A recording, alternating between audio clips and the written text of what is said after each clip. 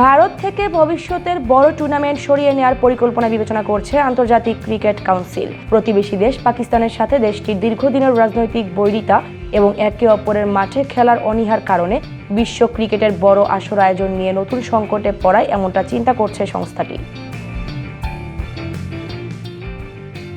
অস্ট্রেলিয়ার সংবাদ মাধ্যম দ্য এজ জানিয়েছে, 2029 সালের চ্যাম্পিয়ন্স ট্রফি এবং 2031 সালের ওয়ানডে বিশ্বকাপ ভারত থেকে সরিয়ে নেওয়ার চিন্তা করছে আইসিসি। প্রতিবেদনে বলা হয়, ভারত ও পাকিস্তান একে অপরের দেশে ভ্রমণ না করায় যে লজিস্টিক জটিলতা তৈরি হচ্ছে তা এড়াতেই এমন সিদ্ধান্ত আসতে পারে।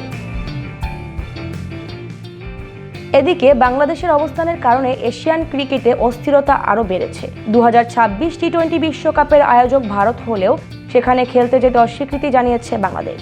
আইসিসি বাংলাদেশের ম্যাচগুলো শ্রীলঙ্কায় সরিয়ে নিতে রাজি না হওয়ায় বাংলাদেশ টুর্নামেন্ট থেকেই নাম প্রত্যাহার করে নিয়েছে।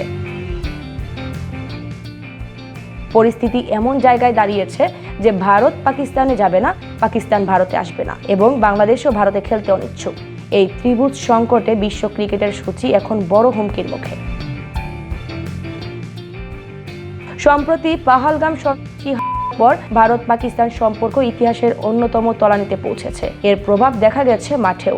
2025 সালের এশিয়া কাপ ও টি-20 বিশ্বকাপে ভারতীয় খেলোয়াড়রা পাকিস্তানি খেলোয়াড়দের সঙ্গে হাত মেলাতেও রাজি হননি, যা ব্যাপক সমালোচনার জন্ম দেয়।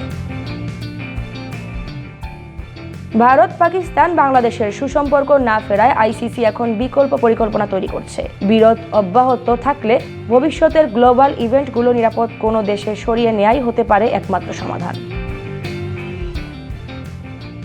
যদি শেষ পর্যন্ত টুর্নামেন্ট ভারত থেকে সরে যায়, তবে আয়োজক হিসেবে সবচেয়ে এগিয়ে আছে অস্ট্রেলিয়া। 2015 ওয়ানডে বিশ্বকাপ ও 2022 টি-20 বিশ্বকাপ সফলভাবে আয়োজন করে নিজেদের সক্ষমতা আগেই প্রমাণ করেছে তারা।